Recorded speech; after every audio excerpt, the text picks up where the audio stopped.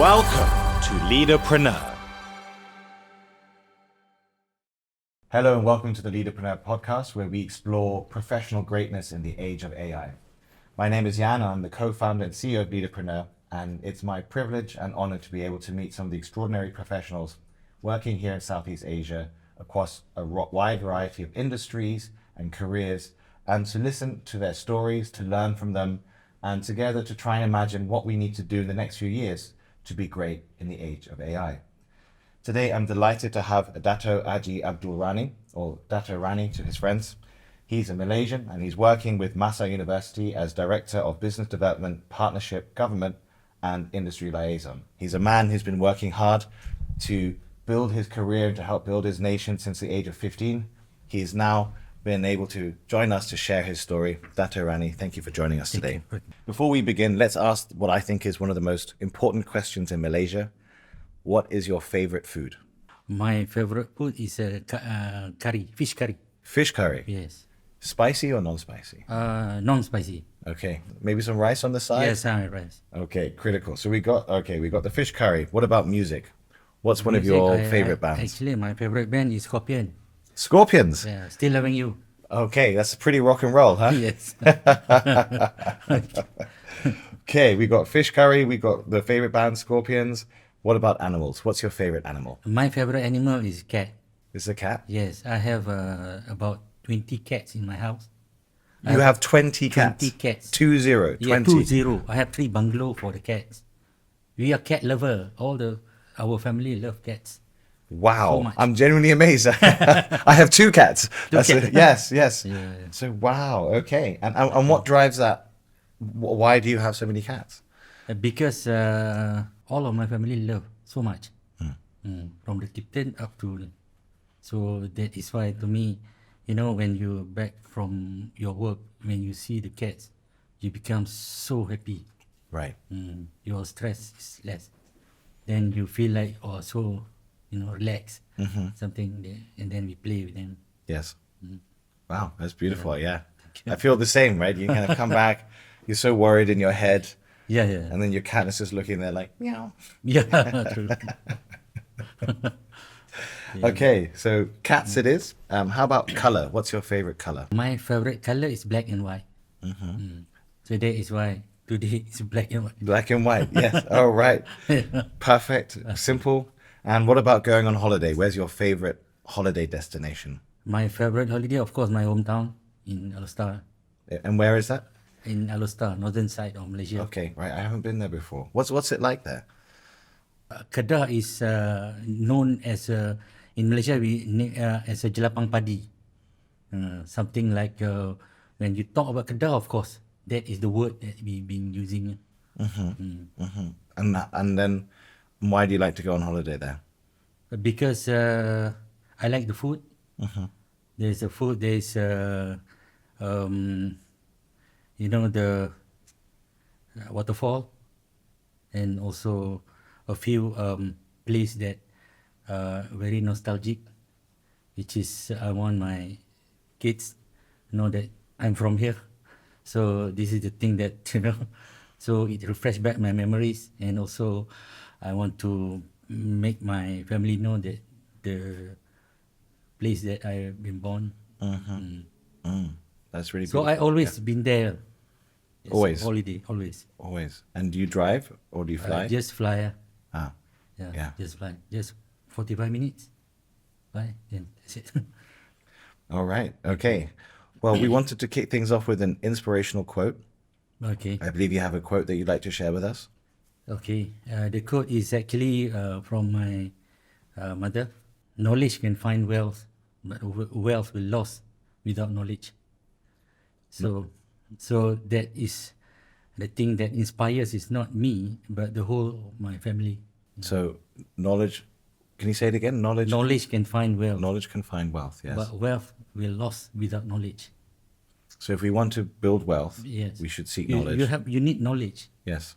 Um, But then if you don't have knowledge, you lose the wealth You lose. as well. Because you need to manage all this wealth with Yes. the knowledge. Yes. And how has that shaped the way you live your life, this quote? Okay. My mother passed away when I was 15 years old, and I think that is the last word that she said to all my brothers and sisters. That is the code lah. So that is why, no matter how hard we are, we need to get the knowledge, because that is the thing that we can get the wealth. We are not at the very rich family, because my father was a policeman and my mother is a housewife. But we managed to, to learn from the beginning. And in fact, at that time, my brother is still in university, and he is the first MBBS, it means a doctor in my village, which is something like make my father and my mother proud lah. But life must go on. Without my mother, then we still continue, and alhamdulillah, all my family was very success. How many brothers and sisters do you have? I have 2 brothers and I have 2 sisters. Oh wow, that's a big family. I'm in the middle. Middle, okay. Yeah. Wow. So then when you were 15 and your mother, passed away, and that quote, she said that quote, it was in your heart. Yes. How did that, motivate you and to try to be something more, to grow yourself? Yeah, because at that time, the thing that we in the family, when my mother passed away, then my father said that every one of you must learn. Every one of you must go to the university, no matter how hard it is, no matter how challenges that we face. That is the thing. So that is why we keep on going, even though during my school time, I was also, work to get the money to go to the school. To school or to university? To school. From the school, because at that time I was 15 years old. Yes. So that is where I worked as a KD at that time. And what was that, in the 80s or 90s? This one is in 80s. 80s, right. 80s. So in Kedah in the mid-80s? Mid-80s. Yes. Okay. So actually that is good, because when you work as a caddy, you know a big man that, including like a golf caddy? Yes, yes. You're working as a golf caddy? A golf caddy, and also I used to be a caddy to the Sultan at that wow, time. Yes. okay. so from there, I actually indirectly I started networking there. So wow, that's amazing. So from that KD, I get about 3 ringgit every during the work. 3 ringgit for 3 ringgit Malaysia at that time in 80s. So when you go to school, you bring the 3 ringgit. It means a lot. We're just about 1/2 and 2 hours only. Okay, so let's say you do 2 hours of work, you get 3 ringgit. 3 ringgit. Right, and then what can you buy with 3 ringgit? Then can you buy lunch? Was that enough for a lunch? Yes, yes. At that time, 3 ringgit is you can eat. You can buy. You can. In fact, normally we go to school, we just 1 ringgit only. But I go with the 3 ringgit, is good. Oh, right. So because sometimes when they have a tournament or something, I get more. Sometimes I get 20 during the tournament. So it means that Saturday, Sunday, full day, something like it's good for me. So to support my study. Right. So you're studying Monday to Friday and you're working on the weekend. Is that? No. During that time, our class is actually from 7 to 1. So then I went to home. Then after that, from 2:30 something until 4:30, I was work as a KD. Because my home and the golf is actually just in front of my house. Right. Oh, okay. But then that's okay. But I'm not rich at the time. Yeah, but sure. The village is actually near to the golf club. So Okay. I just ride the bicycle just to go there. So you weren't rich at that time. Are you rich now? Is that if you kind of change the story? Yeah. No lah, not really. Okay. But sometimes when I play with my friend, then I say that those days I was a KD. So now you're playing golf? Yes. Also. Yes.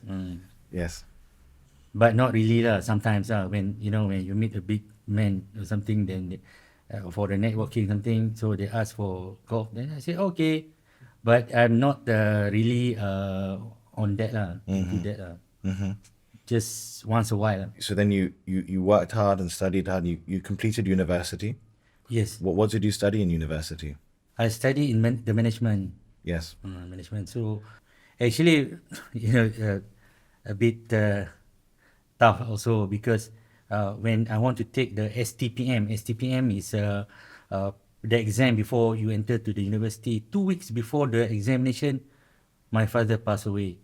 Oh, wow. So that I'm is so sorry. Oh, another challenges that something like you lost someone that you really needs support at the time. Yes. He passed away, but Was it sudden, or was he sick, or was it very quick? no, because he's already 70 something. Okay. But that examination is not really good. So I just get 2 principal at the time. But life must go on. And Yes. then my brother say, come on, do it again. So I repeat that STPM. Then, then I, okay. Oh, that's great. So your brother was there to support you. To support me, yes. Yes. Because my both of my brothers were also just graduated from the university, so they just said that, come on, you can, then okay lah. So you have to honor your father's commitment and your mother's wisdom, Yeah. right? Yes. And so what happened then? So what then? What happened then when how did you jump forward in the next 10 years? You finished university. What Okay. was then the next big jump for you? Then I met my wife. So then after that, my wife is actually also a study during that time lah.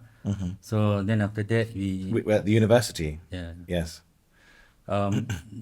Then I work there, and then I meet my wife lah. My wife at that time she's a student lah. So then we married after that. After she graduated, then we married. Wow, Back in okay. 1997. 1997. Right. And then what happened in your career next? Where did you take yourself? After that, in 1998, the private university start in Malaysia. That time I worked at the International Islamic University Malaysia, and that time the PMX was the president. Now the Prime Minister, Dato Sri Anwar Ibrahim, was the president of UIA at the time. Okay. Yeah. So now when he become a Prime Minister, then you fresh back my memories. I've seen this guy before. Yeah. So then after that, 98, I thinking something like I need to move for my career. So that time, the IPTS start. There are 5 universities established at that time.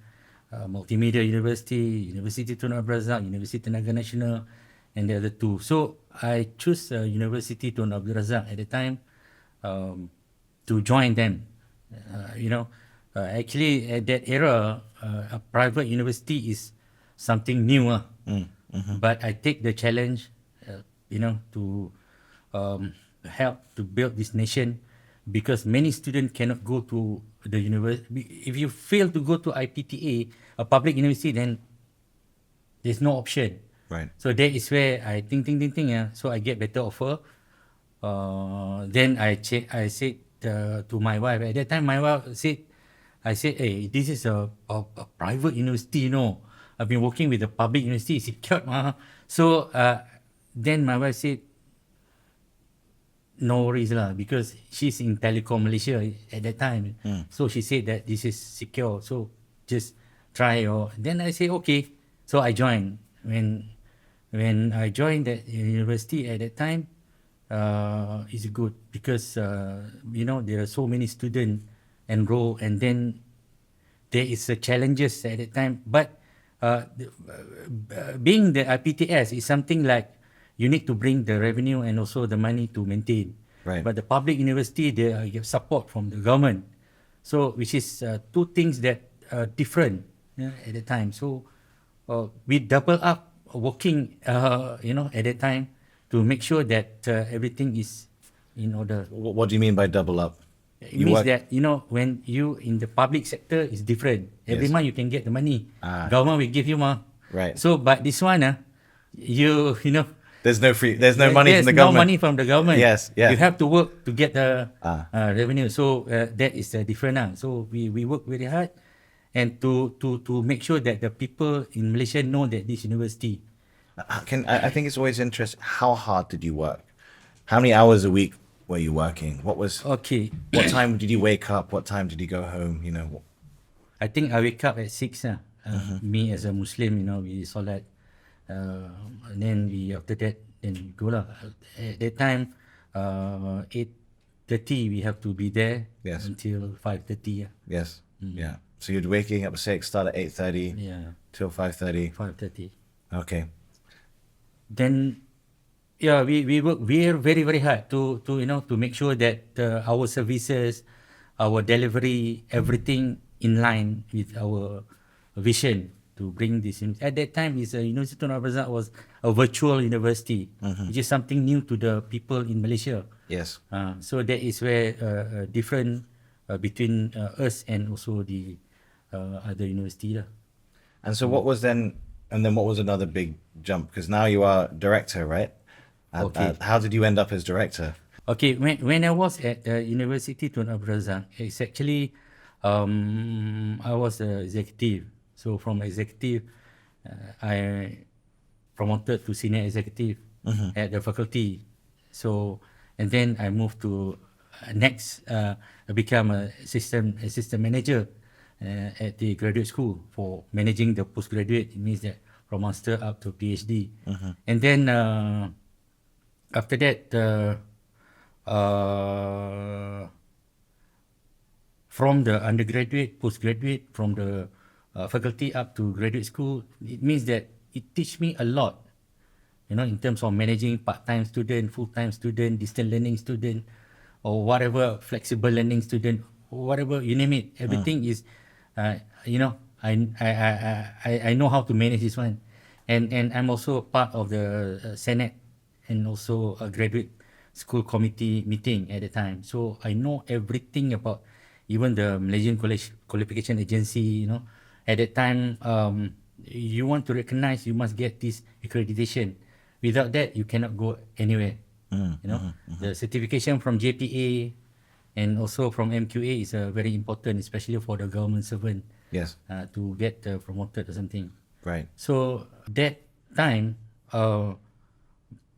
at that time, I was assistant manager, and one day this university split into two, which is University Tun Abdul Razak become a Unirazak, and UNITA, the other one, become UNITA International University. It's two different university.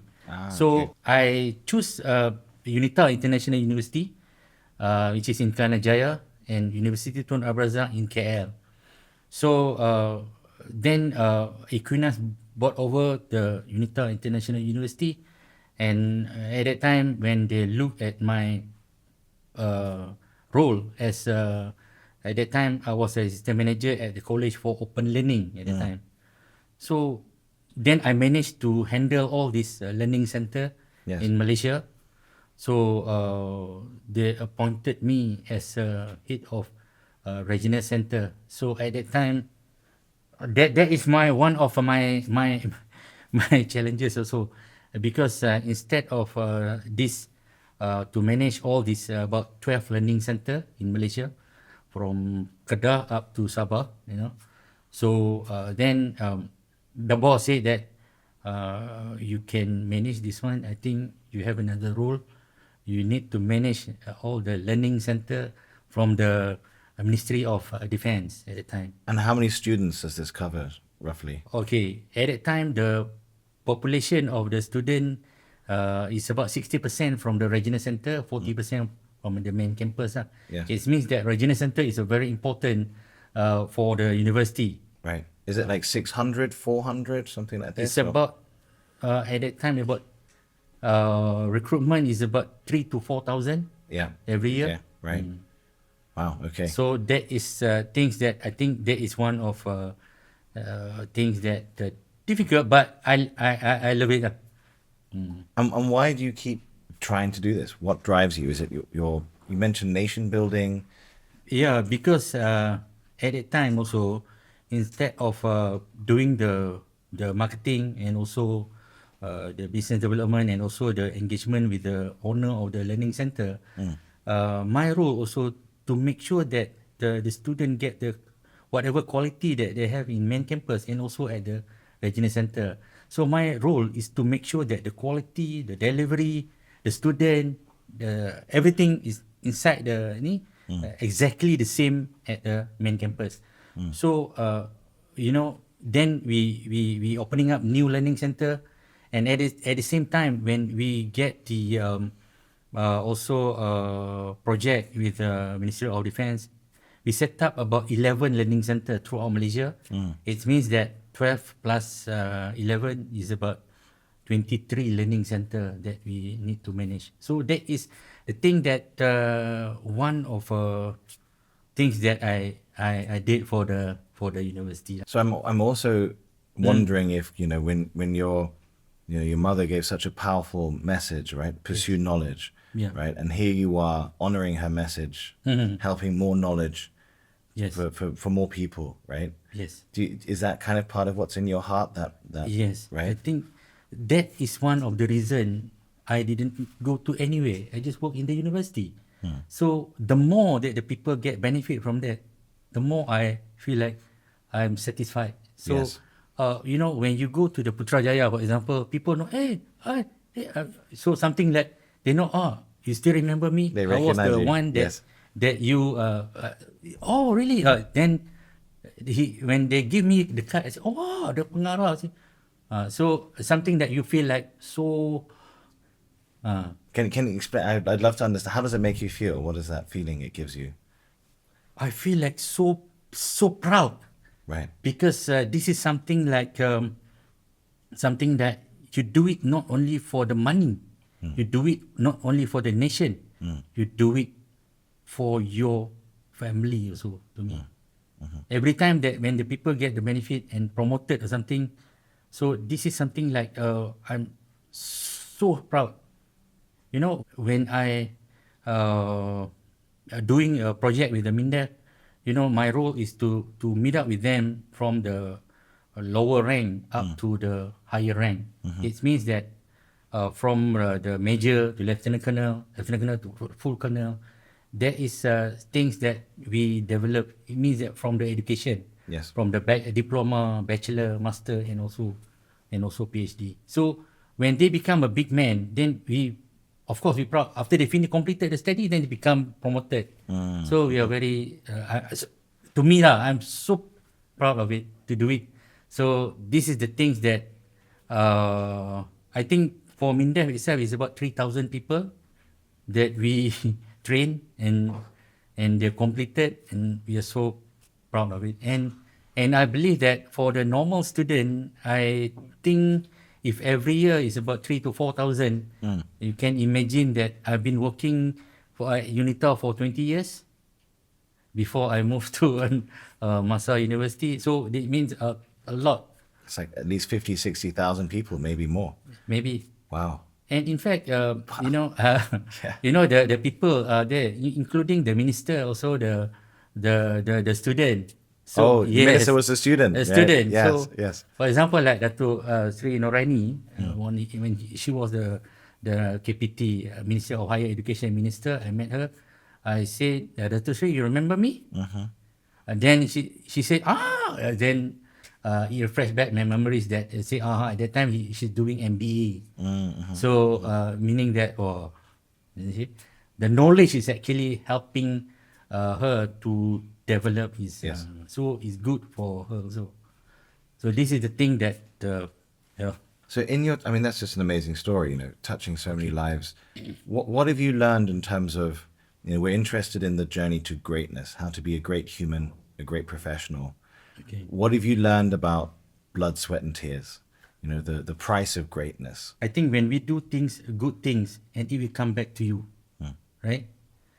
So we as a Muslim, I believe in karma also. When we do good, the good things Yes. will come back to you. For sure. Yes. Yeah. So that is the thing also. I do it to my kids. You know. So when I give a talk to the student, I also remember to my son. So when I develop my son during his kindergarten up until now, when they grow, they know how to, because they learn from me. You know, even though I know that the student can go to the boarding school, then they become a very powerful and also. But to me, I still remember my idol, my sifu is actually one of a very famous in Malaysia, Professor Emeritus, Dato Dr. Ibrahim Bajunid. I asked him, Dato, is it possible for me if I'm not sending my kids to the boarding school? Then he said to me, Rani, no need. In our era, yes, because we don't have the facilities, everything. Now better we monitor our kids at home. You can send to the tuition, you can do it this and that. So at that time, I said to my son, there is no boarding school. You study in front of me. So they say, okay. Then I start to, to monitor them, to guide them, to teach them, to inspire them. And then the eldest son, he want to be F1 engineer. At the time, I said, wow, you like so many cars at your home. So then he said, I want to be F1 engineer, Pop. How old was he then? He's about 13 years old. Okay, wow. 13 years old. So 13, he already knows. He's He saying, already yes. knows. And then one day, I said to him, are you really serious in this? He said that yes. So after that, one day I said, since you like so much on this, which the F1 driver that you admire the most? He said that Lewis Hamilton. I said, wow, not bad. So one day, Lewis Hamilton is actually our Petronas F1 Yes, yeah, here. Petronas driver, yes, yes. So I make an arrangement, with the Lewis Hamilton at the time. So I bring my son and meet him. Actually, you met Lewis Hamilton, your yes, son. yes, Wow. in Petronas KLCC. Yeah. Wow, yeah.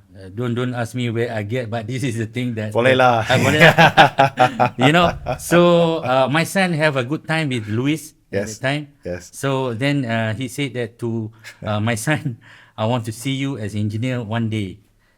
So Alhamdulillah, today my son is not F1 engineer, but he's an aircraft engineer at the Malaysia Aviation Group. Oh, wow, congratulations. Thank you.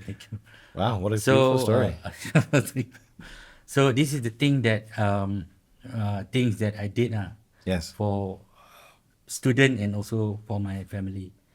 And the other one, I have two kids. The other one, when I look at him, he is more to the public speaking. He won a debate, something in the school. Then he asked me, Pop, which one is the best for me? I said, well, you love to meet up people, you love to talk, you love to debate or something. You know it, what? And then he said, is it possible for me to be a lawyer? I said, that is the best. So then I keep on inspires him. And then How old was he when he was asking you this? Was he also 13, 14? He's from 4, he's about 16 years old. Wow, okay. Yeah. 16.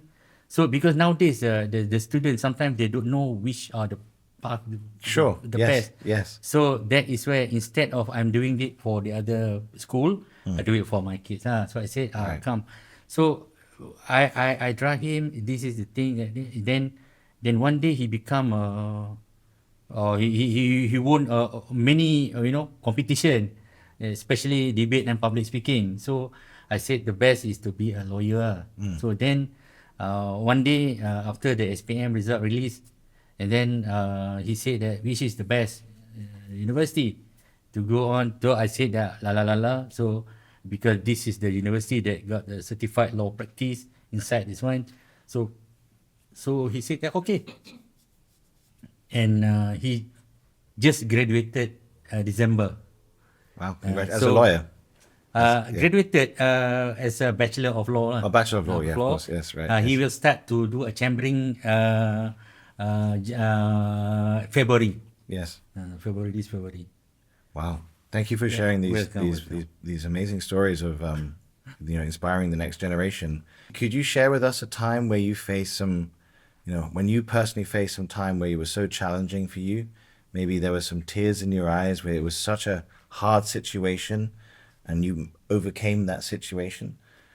Because I think that's one of the things today that we want to hear is sort of these real stories of real humans going through real challenges. Yeah. And how you overcame that. Okay, I think I will relate to my family because at one time I'm so busy with my job. It's actually super busy at that time, and my kids is also start to grow. Yes. So and my wife also so busy. So I think and we don't have maid at the time. So I think that is one of the most challenging time when I talk to my wife. She said that she also super busy. She's a career woman and I respect her. So one day I asked her, if this company you can be back at home 6 o'clock. So why you work so hard? But she said that to me, well, I'm also have my vision. Yes. And she said that my vision is to be a general manager at 40 years old. So then I look at her, I look at my kids at the time. I feel like this is the time that I have to sacrifice to my wife. So I take care of my both sons. At the time they're still kids. How old are they at that time? I think it's about 6 years old. Okay. 5 years old. Yeah. Okay. I put it in the kindergarten something, but I came early to manage all this thing, and also So you said you sacrificed for that's an amazing thing. Could you share a little bit more about what that means? When you have to, the challenges are when your kids at the school, sometimes they have problems or something. You Yes. have to rush, even though you are in the meeting or something. But the thing is, we call it a family first. Right. Yeah. But sometimes my wife also. But this is something like I have to be back at 6 because the kindergarten we close at 6, 7. Yes. So you have to be at the time So that is one of the challenges I take. I said, okay, as long as but you have to promise me that you work very hard, and one day I want to see you success. To become the general manager. Yeah. Right. At that time, she was. I still remember she was executive, and then she become assistant manager. It's a big company. It's a GLC, and then she become assistant general manager, and yes, before 40, it's about 30 something. Oh, she wow. become the general manager, which is I said, well, I'm so proud of you. I said that. So my sacrifice is worth it, and that is one of It's amazing. So you chose to sacrifice Yes. part of your career to support your wife Yes. and your young boys, yes. right? Because you believe in family first. Yes, because when people like me, I don't have parent because my parents both passed away. Right. So yes. the only thing that I have is my family. Right. So I put it the family first, as So that is why. So alhamdulillah, my wife become good in career, and today she was one of. So it's good for me also. But when we do good to family, the return is back to you. Yes. So that is where Dato Rani is here.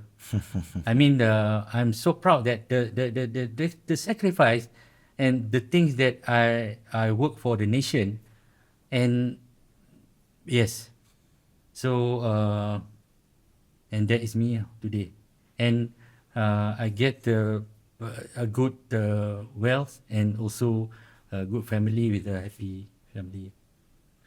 Wow, that's so inspiring. A great story. Thank you.